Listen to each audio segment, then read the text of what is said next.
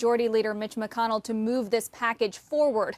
Democrats did not support this package yet again for a second day in a row, with the exception of Alabama Democrat Doug Jones, who said that he was fed up with the partisanship that was playing out over this package. It's unclear at this point whether Democrats have overplayed their hand. Earlier today, the top Senate Democrat, Chuck Schumer, said he was negotiating with the Trump administration, that this vote was meaningless, and that he thought that they were close to a deal by the end of the day. But Senate Majority Leader Mitch McConnell, speaking just moments ago on the floor after this bill failed, was angry.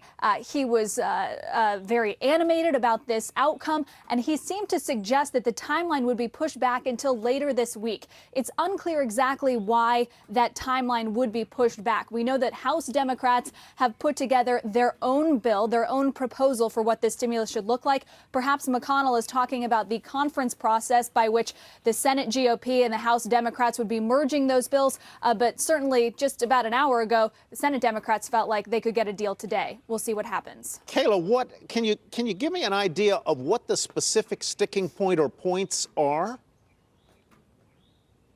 Well, there are a handful of them, Tyler, and it's really unclear to those of us who are not behind those closed doors exactly what the priority list is. What's first, what's second, what's third, and what are the Democrats okay leaving on the cutting room floor? We know that they wanted more funding for hospitals, more funding for communities, and stricter provisions tied to the aid that was going to be given to corporate America. They felt like the terms were too friendly for the loan packages that were being provided to companies and businesses, and that it wasn't worker friendly enough. They wanted some commitments on keeping people in their jobs for several years after these loans were paid back. They also were talking about some climate conditions by which some of these transportation companies would have to abide by new emission standards to be able to accept this money. It's unclear, exactly where those things land and how hierarchically they are stacked. But certainly there was a long list of things the Democrats were pushing for. All right, Kayla, thanks very much. Kayla Tausche in Washington for us.